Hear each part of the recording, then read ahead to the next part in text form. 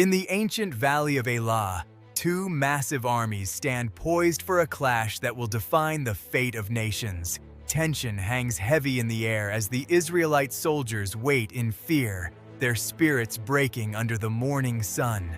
Then, a shadow falls across the valley. A champion emerges, making the very earth tremble with every step. Goliath, the giant of Gath, bellows a challenge that echoes against the hills, mocking the pride of Israel.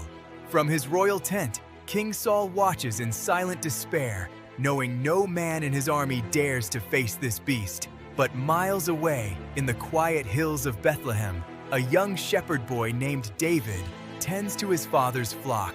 Though young, David's heart is forged in courage, having faced the wild to protect those in his care.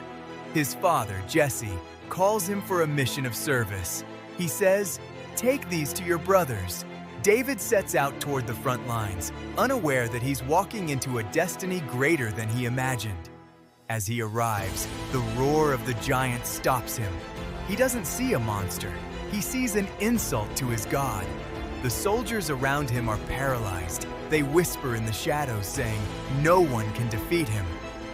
David's voice rings out with authority. Who is this man who defies the armies of the living God? His words reach the king's ears. He is summoned to a tent where the air is thick with tension and doubt. Saul looks upon the boy with disbelief. Surely this youth cannot stand against a warrior of 1,000 battles.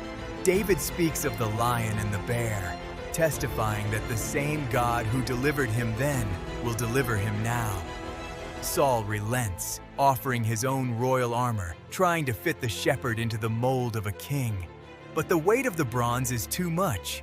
David is a shepherd, not a soldier in heavy steel.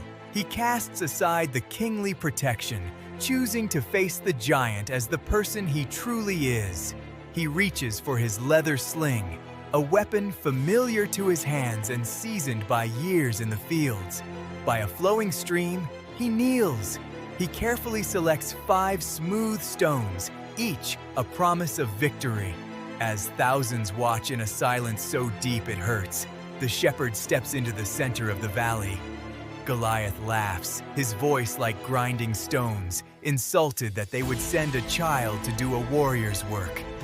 David stands firm. He declares, "You come with sword and spear, but I come in the name of the Lord." The boy begins to run, not away from the danger, but directly toward the heart of the storm.